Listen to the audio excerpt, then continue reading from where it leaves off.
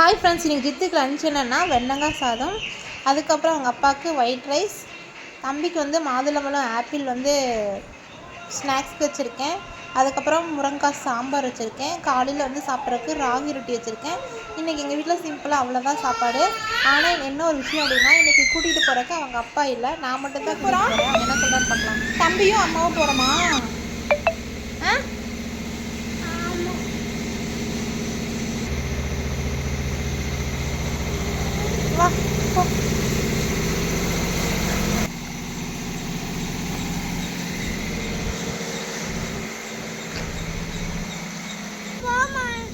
என்ன சரி வா கழட்டு. ஏறுங்க.